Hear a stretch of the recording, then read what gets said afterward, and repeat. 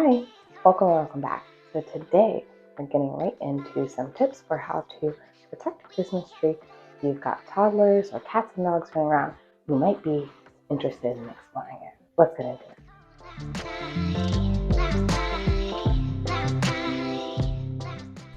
Some of your strategy for how to protect your tree will depend on what type of tree you prefer in your home. With real trees, you have to factor in the aspect of watering the tree and the pine needles that fall from the tree. With an artificial tree, you won't have to worry about pine needles or water, but you might want to avoid a tree with glitter, which can also shed from the tree, which in my opinion is an even bigger nuisance. Glitter gets everywhere, and it's harmful for our environment because it's made of microplastics. If you purchase a real tree, you want to give it a fresh cut of at least a ½ inch from the bottom of the trunk so it can take up as much water as possible and last longer in your home. I would also recommend removing the lower branches to make it easier to fit into your tree stand and to get those lower limbs away from the floor and the eager hands and paws of those family members who might want to play in it. By the way, if you're new here, hi, welcome. My name is Raina and I'm passionate about nature and sustainable living. I love to share about gardening, cooking, outdoor adventures. If that sounds like something you'd be interested in, please be sure to click the subscribe button and ring the notification bell so you can be first to hear about all of my upcoming videos.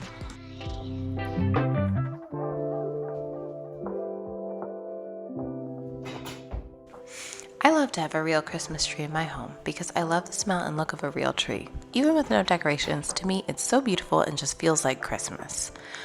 Also, with a real tree, I won't have to find storage space for it for 11 months out of the year like I would for an artificial tree. And they can take up a lot of space.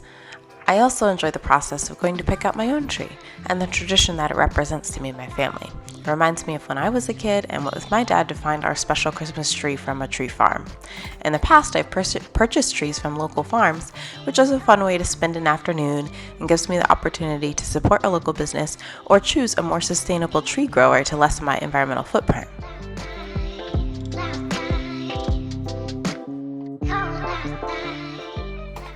This year, because I was out on my own with a toddler in tow, I was not able to manage going to a tree farm.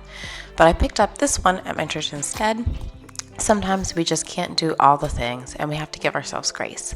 But I hope to be able to start this tradition with my little one next year.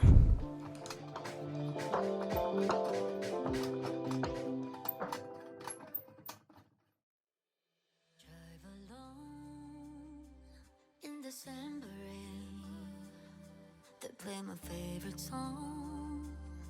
I see a snowflake melt on the deck. I'm awful cold and longing for the holiday. Counting days until you're here. I've been waiting this whole year.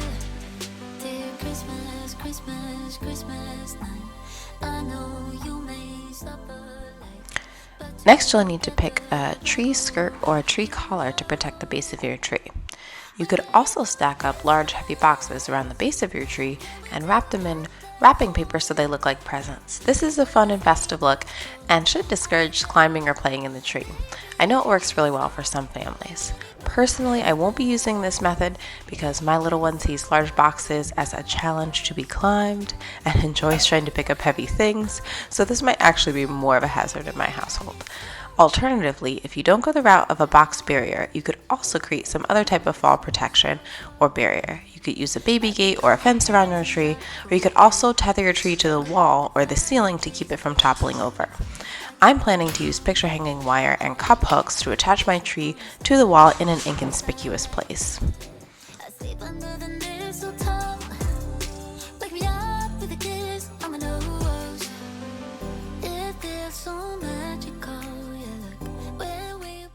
Alright, so one of the first things that I'm going to do is add a tree skirt to the bottom of my tree. I got this one at World Market. I'm sure there's cheaper options out there, but aesthetically, I thought this one was really beautiful. It would go with the vibe of my room.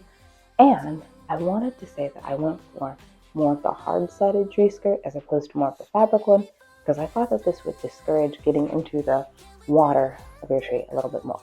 And if you're someone who likes a real tree as opposed to an artificial tree, the water at the bottom of the tree is especially something that is going to attract excited little pets or kids to want to play in.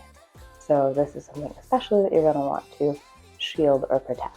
There's currently a wooden block floating in the bottom of the tree, so estimate that I did not make this up. The water at the bottom of the tree, very attractive to play in.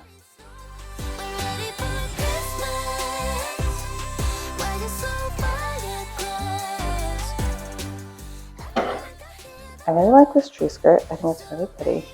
It is not as tall as I thought it would be, so if I were to do this again, I probably would wait to trim my bottom branches of my tree until I knew exactly how tall the skirt was. But next year, that's obviously something I can more easily plan around. Alright, the next thing I'm thinking about with this tree is some fall protection in case little kitty or someone is playing in the tree and it happens to tip over. I'm going to use some picture hanging wire or maybe some landscaping wire, whatever I can find, and some cup hooks to put a little hook into the wall and then some wire around the base of the tree so that if it does shimmy and shake, it doesn't fall over onto the ground. Finally, once our tree is secured, we're going to want to do some strategic decorating so that we don't lose all of our hard work by dropping our precious ornaments on the ground. I would suggest avoiding breakable ornaments. I am using mostly homemade natural salt dough ornaments this year and some dried oranges.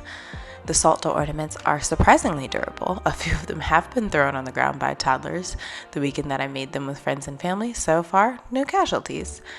I'm also using ornaments made from recycled toilet paper tubes that were cut and fashioned into snowflakes, and some wooden ornaments that I painted at Christmas time a few Christmases ago. I'm putting any sentimental or less durable items at the top of the tree, and the most sturdy or easily replaceable ornaments like the painted wood cookies and dried fruit or paper ornaments toward the bottom of the tree.